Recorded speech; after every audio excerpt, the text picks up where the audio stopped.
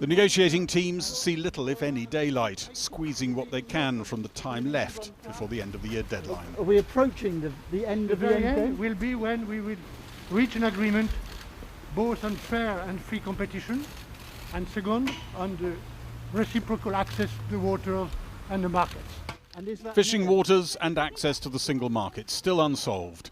Some leaders gathered in Paris for the 60th anniversary commemoration of the OECD, the Club of Developed Economies. The European Commission President was beamed in, explaining why, for the UK, access to the single market post-Brexit comes with strict conditions. If the UK wants a seamless access to the single market, and the single market of the European Union is the largest one in the whole world, they are welcome. But they either have to play by our rules, because this is a matter of fairness for our companies in the single market, or the other choice is there's a price on it, and the price is quota and tariffs. And this is what we are just sorting out at the very end. In recent weeks, the EU's been arguing if it decided to pass brand new regulations on, say, the environment, and the UK didn't match them, the EU wanted to be able to correct the imbalance and hit back with immediate tariffs, hitting whatever sectors it likes.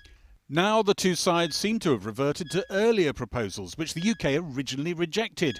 An agreed approach to measuring what advantage the UK gets by not passing the same rules, and an agreement on who should judge that.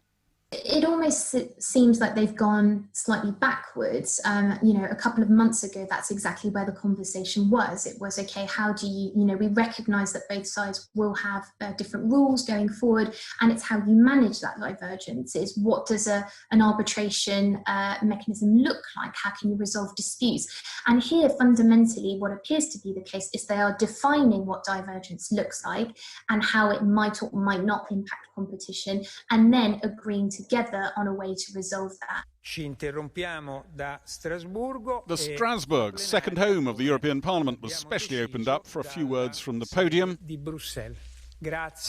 Then proceedings shifted to the near-empty Brussels home, the sort of imagery that used to make some Brexiteers' blood boil. If there was a deal, a few here are furious at the idea of being asked to sign off the negotiators' handiwork at speed, or even retrospectively. But there's no deal yet to ratify. Michel Barnier is briefing EU countries. There's a long list of work still to do, and only a matter of days left to do it in. Carrie Gibbon. Now, the boss of one of Britain's most famous car makers has said that a no-deal Brexit could damage the entire UK motor industry.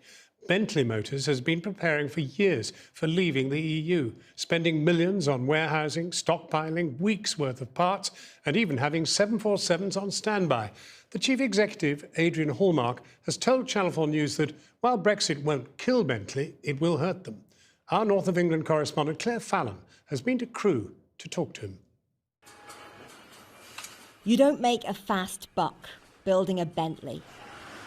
It's a brand built on history, Britishness, and slow and steady manufacturing.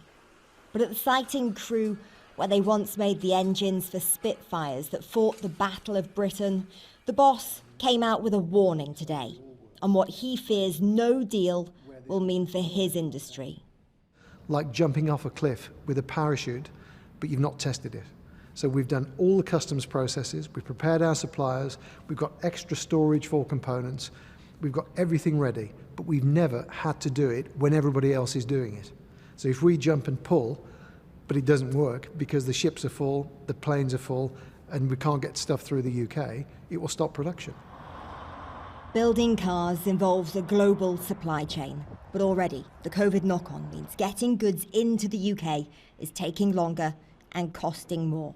In case the ports grind to a halt, Bentley have jumbo jets on standby and are filling warehouses with imported parts. Around a quarter of their cars are sold in the EU, which would mean a 10% fee under WTO no-deal tariffs. The chief exec told me that's bad for them, but worse for others. Building cars in the UK purely to sell into Europe, if you've got 80 to 90% of your production going into Europe and you're based in the UK, that is a much bigger threat than if you've got 24% of your production going to the UK. But are you saying that you believe that there will be companies that currently make cars in the UK who, as a result of a no-deal Brexit, if that's what happens, don't make cars in the UK anymore? Well, they've all said it repeatedly. Well, they've said it, Well, but will it happen? I don't know. I couldn't comment for competitors. I really couldn't. But just knowing the economics of our company and our dependency on components and on vehicle sales with Europe, as that goes up, the risk goes up. Brexit will hurt us, but it won't kill us. But I do worry that a no-deal Brexit could damage the investment attractiveness of the UK for building cars.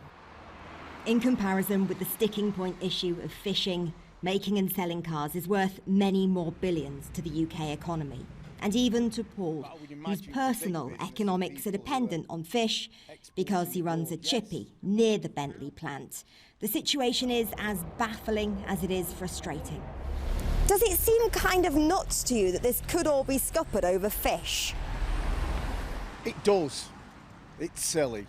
The trade deal should all be sorted out.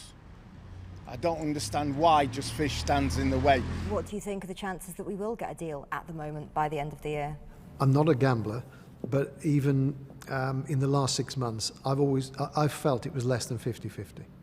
And now? Definitely less than 50-50. I can't judge you. I mean, how many times have we seen deadlines moved Sunday? Arbitration or agreements made at the last moment. And I guess there's still time because they've carried on talking. But there aren't that many last moments left, are there? No, there aren't.